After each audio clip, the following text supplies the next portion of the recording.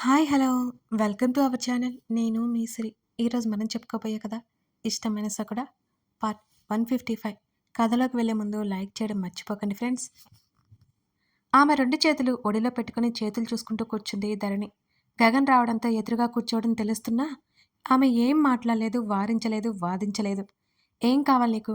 గగన్ అడుగుతుంటే ఆమె తల ఎత్తి చూడలేదు. "నిన్నే అడుగుతున్నాను ధరణి. ఏం చేయమంటావు నన్ను?" అతను ఇంకోసారి అడిగాడు. అతని మాటల్లో ఎటువంటి భావమూ లేదు. ఆమె కనులు మాత్రం ఎత్తి చూసింది. ఆమె చెప్పబోయే సమాధానం కోసం అతను చూస్తున్నాడు. "డివోర్స్ కావాలి. ఇస్తావా?" ఆమె సూటిగా చూస్తూ అడిగింది. ఆమె నుంచి అలాంటి సమాధానం ఊహించలేనట్టు, హతాశుడైనట్టు చూశాడు అతను. ఆమె మాటలకు మొదట వెడల్పైన అతని కళ్ళు నెమ్మదిగా చిన్నవైపోయాయి. అప్రయత్నంగా అతని దవడ కండరం బిగుసుకుంది. "ఏంటి?" అతను గంభీరంగా అడిగాడు. "అవును. నాకు డివోర్స్ కావాలి. నేనిక్కడ ఉండలేను." ఆమె స్వరం మెల్లి మెల్లిగా తీవ్రంగా మారిపోయింది క్షణాల్లోనే. అతనిలో ఆవేశం చప్పున పొంగింది. ఎంత నొక్కి పడుతున్నా అతని వల్ల కావడం లేదు. "జస్ట్ షటప్ ధరణి. ఊరుకుంటున్నానంతే మితిమీరకు" అన్నాడు తీవ్రంగా చూస్తూ. అతడు క్షణకాలం ఆమె ముఖం వైపు చూశాడు. అతనెప్పుడూ చూడని విధంగా ఆమె కళ్ళల్లో తీక్షణత కనబడుతోంది. ఏదో తెగింపు తెలుస్తోంది. ఇంకేదో లెక్కలేనితనం కూడా చూస్తున్నాడతను ఇన్నాళ్ళకి. "నేనిక్కడ ఉండను" ధరణి గట్టిగా చెప్పింది. "Okay fine. డివోర్స్ ఎందుకు కావాలి?" అని అడిగాడతను. భార్యని మోసం చేసే అతనితో నేను ఉండలేను ధరణి చెప్పింది. అతను ఇంకో నిమిషం పాటు ఏం మాట్లాడలేదు ఆమె మాటలకి. "సరే ఇస్తాను కానీ నేను చెప్పినట్టు వినాలి" అన్నాడు గగన్. ఆమె అయోమయపడ్డం అతను గమనించాడు. "ఓ నెల రోజులు నేను చెప్పినట్టు వింటే నీకు డివోర్స్ ఏంటి? ఇంకేం అడిగినా ఇస్తాను" అని అన్నాడు అతను. ఆమె కొన్ని క్షణాలు ఆలోచించడం కలవరపడ్డం అతను గమనిస్తూనే ఉన్నాడు. "ఏంటి? ఓకేనా?" అని అడిగాడు. ఆమె తలాడించింది. "బయలుదేరంటూ మంచం నుంచి దిగాడు." ఆమె మౌనంగా అతని వెంట నడిచింది. ఆమె చేతిలో ఫోన్ కూడా లేదు. ఏ వస్తువు కూడా లేదు. అతని వెనకే అడుగులు వేసింది బయటికి మౌనంగా. "నేను రానా?" రేవతి అడుగుతుంటే వద్దన్నట్టు తల తిప్పాడు. గగన్ని అనుసరిస్తున్న ధరణిని చూసి రేవతి కాస్త కుదుటపడింది. వాళ్ళటు వెళ్ళిపోగానే రేవతిని గదిలోకి తీసుకెళ్ళిపోయింది మాళవిక. రేవతి జరిగిందంతా వివరించింది. "కారణం తెలుసా రేవతి నీకు?" "పర్టిక్యులర్‌గా ఏమైందో తెలీదు వదినా. చిన్న ఇష్యూ" అన్నాడు గగన్. అది ధరణిని బాగా ఎఫెక్ట్ చేసినట్టు అర్థమైంది. డిప్రెషన్‌లోకి వెళ్ళిపోయింది. రేవతి చెప్తుంటే మాళవిక ఆలోచనలో పడింది. "ధరణి అక్కడికి వచ్చే ముందు రోజు కూడా బాగానే ఉంది రేవతి. నాతో మాట్లాడింది, నా దగ్గరే ఉంది" అని గుర్తు చేసుకుంటూ చెప్పింది మాళవిక. "ఏమో వదినా, అక్కడికి వచ్చాక అస్సలు బాగోలేదు" రేవతి భారంగా చెప్పింది. ధరణిని సైకియాట్రిస్ట్ దగ్గరికి తీసుకెళ్లాడు గగన్. అక్కడికి వెళ్ళగానే దాన్ని అతని వైపు చూసింది. ఆమె ఏం మాట్లాడకముందే "ఓ నెల రోజులు నేను చెప్పినట్టు వింటే నీకు కావాల్సిందొస్తుంది" అని అన్నాడు గగన్. ఆ మాటకి ఆమె సైలెంట్ అయిపోయింది. ఆమెను అక్కడే కూర్చోమని చెప్పి గగన్ లోపలికెళ్ళి మాట్లాడొచ్చాడు. కాసేపు తర్వాత ధరణిని లోపలికి వెళ్ళమని చెప్పాడు. ఒక రిక్లైనర్‌లో ధరణి కూర్చుంది. ఎదురుగా ఒక అతను మాట్లాడుతున్నాడు. అతను మామూలు విషయాలు అడుగుతుంటే ధరణి సమాధానం చెప్తోంది. ఆమె మాట్లాడడం మొదలుపెట్టిందిక. నెమ్మదిగా ఆమెని ట్రాన్స్‌లోకి తీసుకెళ్ళిపోయాడు. కానీ ఎప్పుడూ లేని విధంగా అతనికి చాలా టైం పట్టింది. ఆమె ఏం చెప్తుందో అని వినడానికి గగన్ కూడా రూమ్‌లోకి వెళ్ళాడు. "నీ సమస్య ఏంటి?" నీ భర్తతో అతను అడుగుతున్నాడు. "నేనంటే తనకి ప్రేమ లేదు" ధరణి నెమ్మదిగా సమాధానం ఇచ్చింది. "మరి ఇంకెవరంటే ప్రేమ?" "మేఘన." ధరణి నుంచి ఆ సమాధానం గగన్ కూడా ఊహించనేలేదు అసలు. "మేఘనానా? ఎవరు?" అని అడిగాడు. "ఒకప్పుడు తను ప్రేమించిన అమ్మాయి" అన్నది. ఒక్కొక్క మాట గుర్తు చేసుకుంటూ చెబుతున్నట్టుగా ఉంది ఆమె వాలకం. గగన్ అతడికి ఏదో సైగ చేశాడు. అలాగే అన్నట్టు తల ఊపి, "అతనికి మేఘన అంటే ప్రేమ ఉందని నీకెలా తెలుసు?" అని అడిగాడు అతి జాగ్రత్తగా. "తెలుసు, నాకు తెలుసు. నేను విన్నాను" ఆమె ఉద్వేగంగా చెబుతోంది. ఇద్దరూ ఒక్కసారిగా అదిరిపడ్డారు ఆమె ఏడవడంతో. గగన్ ముందుకు రాబోతుంటే అతని మాట్లాడొద్దన్నట్టు అడ్డుకుని వెనక్కి పంపించేశాడు. "ధరణి, కామ్ డౌన్. ఎందుకు ఏడుస్తున్నావు?" అని అడిగాడు. ఆమెని ఆ ట్రాన్స్ నుంచి బయటికి తీసుకొచ్చేసరికి చాలా సమయం పట్టింది. ఆమె మెల్లిగా నిద్రలోకి జారుకుంది. "ఏమైంది సార్?" గగన్ అడిగాడు. "తన మాటలు మీరు విన్నారు కదా! ఆ విషయాన్ని బలంగా నమ్ముతోంది. దానివల్ల ఎఫెక్ట్ అవుతోంది" అని చెప్పాడు. "అది ఈ మధ్యనే. ఇంతకుముందు తన బిహేవియర్ ఇలా ఉండేది కాదు" అవును. నేను అదే అంటున్నాను. తను ఒక విషయాన్ని ఈ మధ్యనే బలంగా నమ్మడం మొదలుపెట్టింది. ఆ విషయం వల్ల తన మెదడు బాగా ఒత్తిడికి గురైపోయి, తనే ఏదేదో ఆలోచించుకుంటోంది అని చెప్పాడు ఆయన. అతనికేం మాట్లాడాలో అర్థం కాలేదిక. కాసేపు అతనితో మాట్లాడి మెడిసిన్స్ తీసుకొని ధరణి దగ్గరికి వెళ్ళాడు. ఆమె లేచి కూర్చొని ఉంది. వాటర్ బాటిల్ అందించాడు. మౌనంగా అది తీసుకొని తాగింది. అతని వెంట కారులో ఇంటికి ప్రయాణమైంది. ఇంటికి వెళ్ళగానే కూతురు దగ్గరికి వెళ్ళింది రేవతి. కూతురు మామూలుగా ఉండడంతో రేవతి ఊపిరి పీల్చుకుంది. ధరణి తల్లితో కూడా ఏం మాట్లాడకుండా గదిలోకి వెళ్ళిపోయింది. ఆమె బట్టలు మార్చుకుని నీరసంగా బెడ్ మీద కూలపడింది. గగన్ గదిలోకి వెళ్ళగానే లేదు. అతను ఏమయ్యాడని ఆమెకి తెలియలేదు. మధ్యాహ్నం తల్లి భోజనం తీసుకొచ్చి పెట్టింది. కిందకి రమ్మంటే ధరణి వెళ్ళలేదు. అలాగే పడుకొని ఉంది. రేవతి కాసేపు కూర్చుని ధరణి నిద్రపోతుండడంతో అక్కడి నుంచి వచ్చేసింది. వేద, రమ్మన్నావేంటి అని మేఘన అడిగింది. నిజంగా నేను నీ బెస్ట్ ఫ్రెండా? వేద అడుగుతుంటే మేఘన నిలువుగా తలాడించింది. మరి నువ్వెందుకు నాకు గుర్తులేదు? వేద బేలగా చూస్తుంటే వేదని దగ్గరికి తీసుకుని, వేద, నువ్వు నేను కలిసిన కొన్నాళ్ళకి హర్షని కలిసాం. ఆ పేజ్ అంతా నువ్వు మర్చిపోయావు. అందుకే మేము నీకు గుర్తులేం. ఆ తర్వాత జరిగింది ఏది నీకు గుర్తులేదు. కానీ అది నీ లైఫ్లో చాలా ఇంపార్టెంట్ పేజ్ అన్నది మేఘన. నాకదంతా తెలుసుకోవాలనుంది మేఘన. నీ అంతలో నీకది గుర్తు వస్తేనే బావుంటుంది వేద. ఎందుకంటే అది నీ గతం మాత్రమే కాదు. నీ మనసు, నీ కలలు, నీ కోరికలు అన్నీ అందులోనే ఉన్నాయి అని నవ్వుతూ చెప్పింది మేఘన.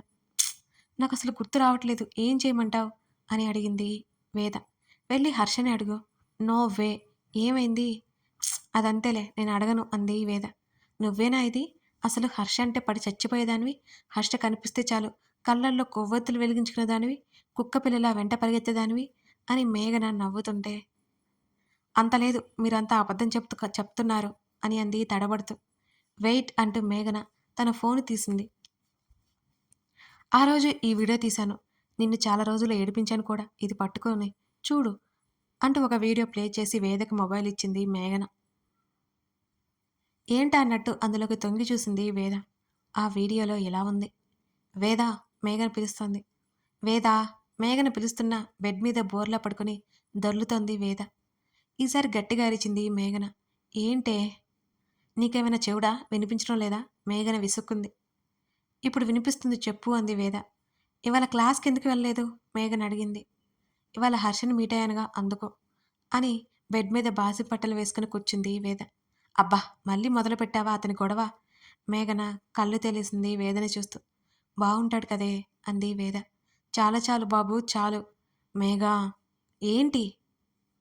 నేను ప్రపోజ్ చేస్తే యాక్సెప్ట్ చేస్తాడా అని అడిగింది వేద. నన్ను అడిగితే వెళ్ళి ప్రపోజ్ చేయి, అప్పుడు నీకే అర్థమవుతుంది అని మేఘన నవ్వింది. జోక్ కాదు మేఘా, నేను సీరియసే అంది మేఘన. ఇండియా వెళ్ళేలోపు ప్రపోజ్ చేసేస్తా అంది వేద. సరే, అతని గురించి కళ్ళకండం మాపి నీ స్టడీస్ మీద కాన్సన్ట్రేట్ చేయి అన్నది మేఘన సీరియస్గా. ఏ మేఘా, ఆ వీడియో ఏంటే? నా మాటలు రికార్డ్ చేస్తున్నావా? వేద పరిగెత్తుకుంటూ రావడం, వీడియో కట్ అవ్వడం జరిగిపోయాయి. ఆ తర్వాత వేద ఎంత బ్రతిమాలిన మేఘన ఆ వీడియో డిలీట్ చేయనేలేదు. అదంతా చూసింది వేద. వేద పెదవుల మీద చిరునవ్వు. ఆ వీడియో చూస్తూ ఉన్నంతసేపు అలాగే ఉంది. తను కూడా ఎంత బాగుంది. యవ్వనపు తొలి రోజుల తాలూకా నునుపుదనం తన ముఖంలో స్పష్టంగా కనిపిస్తోంది. మేఘనకి ఫోన్ ఇచ్చి, నిజంగా అంత ప్రేమించానా అని మేఘన ఒడిలో తలపెట్టుకుని పడుకుంది వేద. నెమ్మదిగా వేద జుట్టు సరిచేస్తూ, ఎంత అంటే చెప్పలేనంత. ఎన్ని ఫీట్లు చేసావా హర్ష కోసం అన్నీ గుర్తు చేసుకుంటూ అంది మేఘన. నాకు కొంచెం కూడా గుర్తులేదు ఎందుకు? ఆమె పెదవి విరిచింది. నీకు గుర్తురానంత మాత్రాన తను నీ హస్బెండ్ కాకుండా పోడు వేదా. నేను ఆంటీతో మాట్లాడాను. హర్షని హర్ట్ చేశావని చెప్పారు.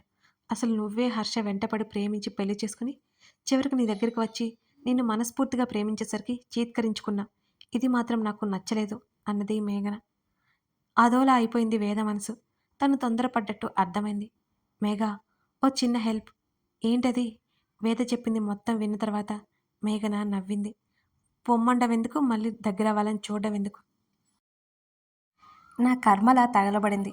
ఏం చేద్దాం? నువ్విప్పుడు ఎలాగైనా నాకు హెల్ప్ చేయాలి అని వేద బ్రతిమాలింది. నా ఫ్రెండ్స్ ఇద్దరి కోసం ఆ మాత్రం చేయలేనా ఏంటి? మేఘన నవ్వుతూ అంది. అనుమానం రాకూడదు మరి అంది వేద హెచ్చరికగా.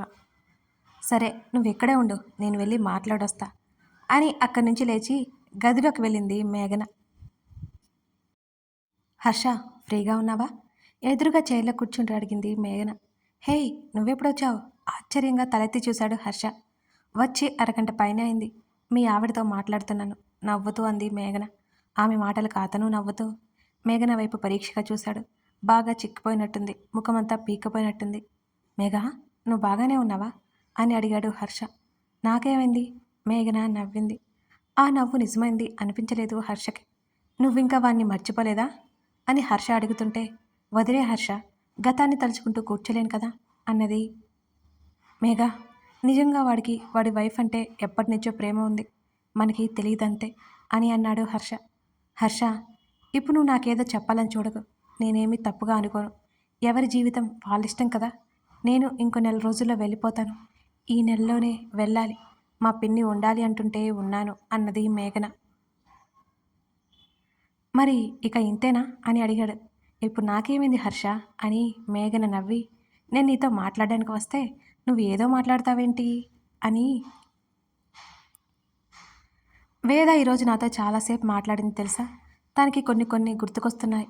మొత్తం రావాలి అంటే నువ్వు ఇలా దూరంగా ఉంటే కాదు హర్ష అన్నది మేఘన. తన సంగతి వదిలే, నేను చూసుకుంటాను అని హర్ష అన్నాడు. హర్ష, ఆంటీ నాతో మొత్తం చెప్పారు. వేదకి ఏం గుర్తులేదనే విషయం మర్చిపోయావా? తను ఏదో అన్నదని వదిలేస్తావా? ఇలా అయితే నిన్ను తను వదిలేసిందా? నువ్వు ఎన్ని అన్నా, నువ్వు విసుక్కున్నా సరే, చిరాకు పడ్డా సరే, నిన్ను వదిలిపోయిందా?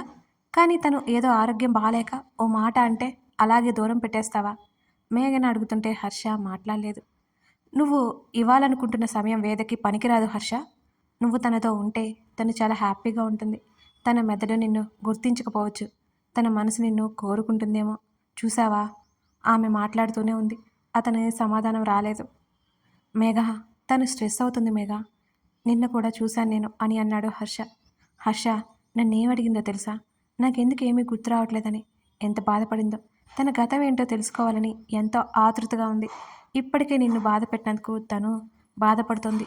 నువ్వు అలాగే వదిలేకు, నీ దగ్గరికి తెచ్చిపెట్టుకో మేఘన చెప్తుంది. అప్పుడే అన్నీ గుర్తుకొస్తాయంటోంది. హర్ష తలాడించాడు. సరే మరి ఇక నేను బయలుదేరాను అంటూ పైకి లేచింది మేఘన. కుదరదు, లంచ్ చేసి వెళ్ళాలి అని అన్నాడు Harsha. Harsha, strict diet sorry. మేఘన పట్టుబట్టి బయలుదేరింది అక్కడి నుంచి. మేఘన ఇంకా గగన్ని మర్చిపోలేదని హర్షకి అర్థమైంది. కానీ ఎవరు ఏం చేయలేరు. తన స్నేహితురాలి జీవితం బాగుండాలి అని అతనికి కూడా ఉంది. గగన్ రాకముందే ధరణి పడుకొని పోయింది. అత్త, టాబ్లెట్స్ వేశావా అని అడిగాడు గగన్. హా, వేసుకుంది అని ఉదయం ఏం జరిగిందో అతనితో మాట్లాడాలనుకుని కూడా ఆలస్యంగా వచ్చిన అల్లుణ్ణి ఇంకేం అడగలేకపోయింది రేవతి. ఏమైనా మాట్లాడాలా మామ్? తన్నే చూస్తున్న తల్లిని చూస్తూ అడిగాడు గగన్. భోజనం అని అంది. తినేశానుగా అన్నాడు గగన్. మాలవిక అలాగే చూస్తుంటే ఏమైంది అని అడిగాడు. అబద్ధం చెప్పడం ఎప్పటి నుంచి నేర్చుకున్నావు నువ్వు అని అడిగింది మాలవిక. అతను నవ్వాడు. నిజంగానే తినేశాను, రాజేష్కి కాల్ చేయి, టైట్గా ఉంది, గుడ్ నైట్ అని మెట్లెక్కి వెళ్ళిపోయాడు. ఏం జరుగుతుందో, ఎందుకలా అయిపోయారో అర్థం కాని ఆ ఇద్దరు దిగులుగా చూస్తుండిపోయారు. ఫ్రెష్ అయ్యి కాసేపు బాల్కనీలో కూర్చున్నాడు గగన్. అతని మెదడు గాలి కంటే వేగంగా ఆలోచిస్తోంది. అడవిలో కదలిక లేని ఆకుల్లా తన చుట్టూ మనుషులు ఎక్కడికక్కడ అణిగి ఉన్నారు, నిశ్శబ్దంగా ఉన్నారు. ఎండుటాకుల్లో దాక్కుని ఉన్న ఆ పాములను ఎలా బయటకు తీయాలి? ఎప్పటికో అతను గదిలోకి వెళ్ళాడు. ధరణి నిద్రపోతోంది. ఎన్ని సమస్యలు ఉన్నా అతనేం దొరకడు, బెనకడు. కానీ ధరణి ప్రవర్తన అతన్ని కలవర పెడుతోంది. ఆమె మంచానికి ఏటవాలుగా పడుకోవడంతో ఆమె పక్కనే పడుకోలేదు అతను. ఆమె కాళ్ళ వైపుకి తల పెట్టుకొని బెడ్కి ఆనుకుని ఉన్న గోడకి వారిద్దరి ఫోటో స్పష్టంగా కనిపిస్తోంది. అలాగే చూస్తూ ఆలోచనలో పడ్డాడు గగన్. మేఘన తన ఫ్రెండ్ అని ఎన్నిసార్లు చెప్పాడు. అయినా ఎందుకు ఇలా ఆలోచిస్తోంది ధరణి? అతనికి అర్థం కాని విషయం అది. నిజంగానే అర్థం కావడం లేదు. ఈ మధ్య కూడా అడిగింది. తను మళ్ళీ అదే సమాధానం ఇచ్చింది. ధరణి నుంచి ఆ అనుమానపు ప్రవర్తన తను తీసుకోలేకపోతున్నాడు. ధరణి అలా ఆలోచించదు. అతనికి ఇంకా నమ్మకం ఉంది. అతని ఆలోచనల్ని అదుపు చేస్తూ ఆమె పాదం అతని ముఖానికి తాకింది. ఇహలోకంలోకి వచ్చి పడ్డాడు అతను. ఆమె పూర్తిగా ఇటువైపు తిరిగిపోయింది. ఆమె కాలు అతని భుజం మీదకి చేరింది. గగన్ ఆమెను చూశాడు. ఆమె గాఢ నిద్రలో ఉంది. ఆమె పాదానికి చెంపానించి అలాగే ఉండిపోయాడు. అప్రయత్నంగా ముద్దు పెట్టుకున్నాడు. ఆమె కదల్లేదు. హాయిగా నిద్రపోతోంది. అతడు అలాగే కళ్ళు మూసుకున్నాడు. రోజుటి మీద హాయిగా నిద్రపోయినట్టుంది ధరణికి ఆ రోజు. రాత్రంతా మెలకువే రాలేదు. తను లేచేసరికి గగన్ లేడు. రాత్రి ఇంటికి రాలేదైతే. మళ్ళీ ఆ మేఘన దగ్గరికి వెళ్ళాడా అనే ఆలోచన కాసేపు ఆమెని తినేసింది. అసహనంగా అనిపించింది. వెంటనే ఏడుపు కూడా వచ్చింది ఆమెకి. ఆమె బెడ్ దిగి బాల్కనీలోకి వచ్చింది. అప్పుడు చూసింది గగన్ని. తన తల్లి తన అత్తయ్యలతో, మామయ్యలతో ఏదో మాట్లాడుతున్నాడు గార్డెన్‌లో. కాసేపు అలాగే చూస్తుండిపోయింది ధరణి. అప్రయత్నంగా తల ఎత్తి చూసిన అతనికి ధరణి కనిపించగానే ఒక్క క్షణం ఆగిపోయాడు అతను. ధరణి చప్పున లోపలికొచ్చేసింది. మరో 5 నిమిషాల్లో అతను గదిలోకి రాగానే ఆమె కాస్త కంగారు పడింది. కథ కొనసాగుతోంది. ఇంతకీ మీకు కథ ఎలా ఉంది? కొత్తగా అనిపిస్తుందా? ఇంకా ఇంకా ముందు మీరు ఊహించని ట్విస్టులతో ఉంటుంది ఈ కథ. నచ్చితే లైక్ చేసి కామెంట్ చేయడం మర్చిపోకండి. అలాగే త్వరలో 'రాక్షసుడు' అనే కొత్త స్టోరీ రాబోతుంది. దానికోసం ఎదురు చూస్తూ ఉండండి. Thank you for watching this video. 'రాక్షసుడు' ప్రోమో ఇచ్చి మీకు అసలు ఆ కథ ఏంటో చెప్తాను. టాటా.